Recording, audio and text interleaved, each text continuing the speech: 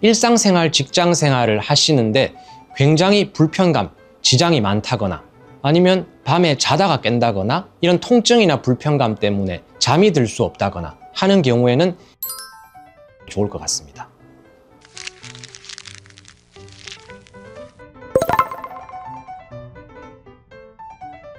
안녕하십니까. 저는 유라에서 근무 중인 박준석입니다.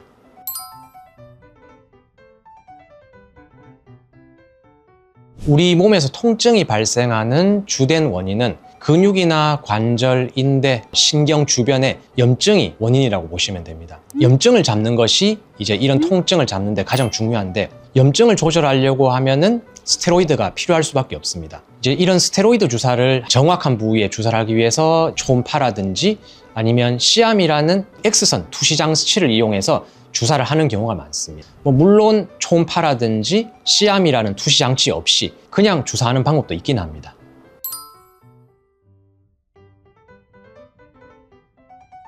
통증의 주된 원인은 염증이라고 말씀드렸으니까, 한마디로 염증이 별로 심하지 않은 환자분들은 주사의 효과가 굉장히 높게 잘 나타날 수가 있습니다. 나이가 젊다거나 통증의 정도가 심하지 않다거나 하는 경우에는 주사의 효과, 다른 치료의 효과가 굉장히 잘 나타나게 되겠죠. 그러면 통증이 심하다, 심하지 않다의 기준은 무엇인가 많이들 궁금해 하실 수 있는데, 굉장히 간단하게 생각하시면 됩니다. 일상생활, 직장생활을 하시는데 굉장히 불편감, 지장이 많다거나 아니면 밤에 자다가 깬다거나 이런 통증이나 불편감 때문에 잠이 들 수 없다거나 하는 경우에는 통증의 강도가 굉장히 높다고 판단하시면 되고, 이런 경우에는 병원으로 한번 찾아오시는 게 좋을 것 같습니다.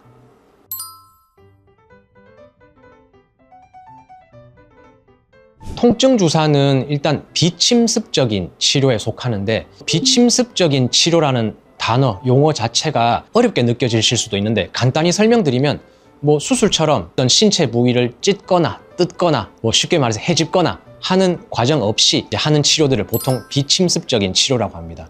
먹는 약 같은 경우도 어떻게 보면 비침습적인 치료에 속할 거고요. 근데 이제 통증 주사 같은 경우는 내가 아픈 부위, 통증의 원인이 되는 부위에 직접적으로 주사약을 투여하기 때문에 아무래도 먹는 약보다는 효과가 좋을 것이라고 판단됩니다.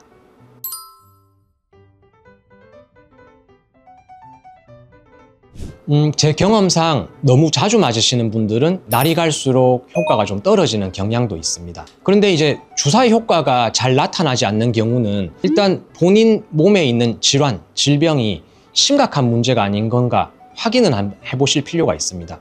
왜냐하면 통증 주사에 주로 쓰는 약 성분이 스테로이드다 보니까 자주 쓰거나 너무 오래 쓰거나 많이 쓰거나 하면 내 몸에 해를 끼치게 됩니다. 얼굴이 붓는다거나 얼굴이 붉어진다거나 면역력이 약해진다거나 뼈가 약해진다거나 하는 그런 부작용들이 많이 나타날 수 있기 때문에 보통 한 달에서 2달 정도 주사뿐만 아니라 도수치료나 물리치료, 먹는 약 같은 다른 치료들을 종합적으로 다 써봤음에도 불구하고 계속해서 효과가 나타나지 않거나 효과가 줄어든다면 좀 더 큰 병원에 내원하셔서 MRI라든지 CT라든지 정밀 검사를 한번 해보시길 권합니다. 그런 검사 없이 계속 주사 치료나 다른 치료들을 반복하게 되는 경우에 몸에도 해가 될 수가 있지만 질병의 치료 시기를 놓치게 되는 경우도 발생할 수가 있습니다. 저도 이제 의사 생활하면서 많은 분들을 봐왔는데 특별한 검사 없이 계속 이 병원 저 병원 다니시면서 주사만 반복하는 경우가 있더라고요. 그런 경우에 이제 나중에 검사를 해보면은 몸에 이제 심각한 질병이 있어서 어차피 이게 주사로는 해결이 안 되는 수준의 질병을 갖고 계셨던 경우가 많았습니다. 이런 경우는 주사나 도수치료, 물리치료에 자꾸 큰 돈을 자꾸 쓰지 마시고 큰 검사를 한번 하셔서 이게 계속해서 주사치료나 도수치료, 물리치료 같은 비침습적인 치료를 계속해서 해결될 문제인지를 확인을 해보시는 게 좋습니다. 주사를 맞기 전에 혹은 진료나 치료를 받기 전에 본인이 이제 다른 질병, 예를 들어서 당뇨라든지 고혈압이라든지 그런 기저질환이 있는지 그런 것들을 의료진들에게 말씀해 주시면 도움이 됩니다. 왜냐하면은 스테로이드라는 약물 자체는 이제 당뇨가 있으신 분들은 혈당을 크게 올리는 경우가 있고요.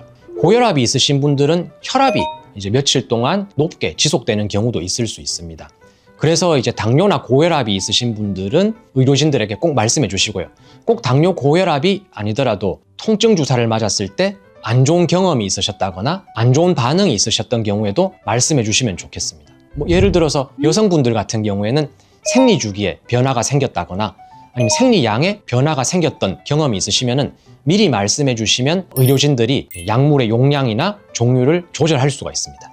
이제 환자분들에게 말씀드리고 싶은 것은 주사가 만능 치료는 아닙니다. 주사 치료나 도수 치료나 물리 치료, 기타 치료를 받았음에도 불구하고 효과가 없다거나 효과가 짧으셨던 분들은 필요하다면은 큰 검사 이후에 이제 수술적인 치료가 필요할 수도 있기 때문에 이제 검사를 해보시는 게 좋습니다. 박준석이었습니다. 감사합니다.